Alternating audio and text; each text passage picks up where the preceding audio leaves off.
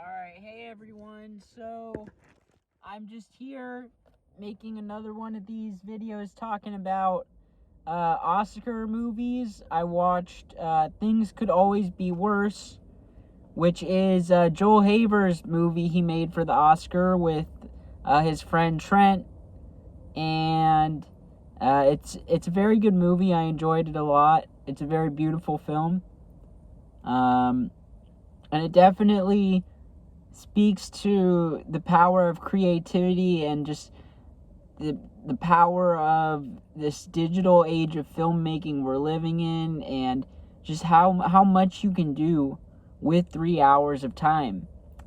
So like I said, this is a very beautiful movie. The way it's shot, it looks like something that that you could be watching in a movie theater, you know.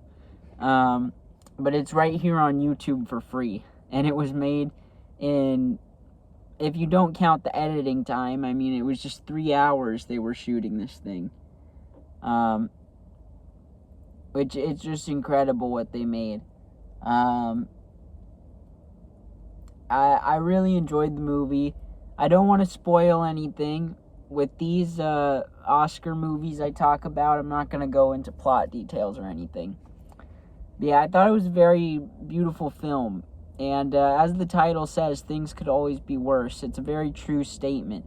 Things could always be worse. I definitely relate to that sentiment and try to think about it a lot. I mean, just with my position in life right now, I've had to think about that so many times over the last year and just be thankful for what I have.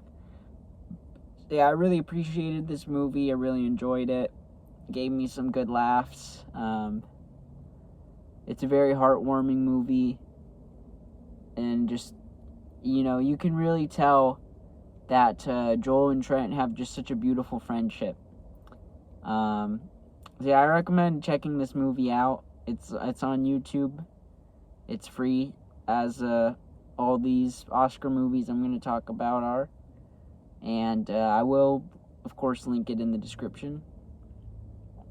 Yeah, I think of all of Joel's Oscar movies, he's done this 3 times now, made a movie during the Oscars. This is definitely my favorite of the ones he's made. I did really like his that he made last year, The Wolf, the Bad Guy, and the Surprise Party. But I felt like this one really holds itself together all the way through, whereas sometimes in the past the movies kind of fell apart after a certain point. This one really holds itself together nicely, and it wraps up nicely, and it's just a beautiful movie. So yeah, I don't really have much more to say. But yeah, if you're watching this, thank you, Joel, for putting together this challenge. I had a lot of fun with it, and I'm sure many other people did. It's a very beautiful movement that you started with the Oscars challenge. And I think making a movie on Oscar night is a great way to say, you know, fuck you to the Oscars. I've, for such a long time, hated the Oscars. Probably since I was like 15 or 16, I started thinking about it, like, why do people watch this? It's just a bunch of millionaires in a room jerking each other off.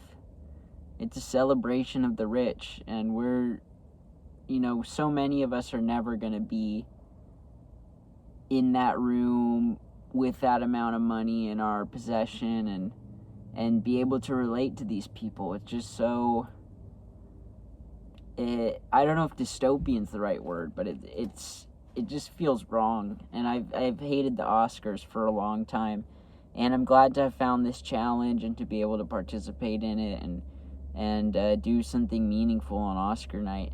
So I mean, I never watch it. I just think, like, why do people watch this? My mom likes the Oscars. I could never understand it. And yeah, I really like this challenge. I think it's a great thing. So yeah, thank you, Joel. And I'm gonna end things here. See you, everyone.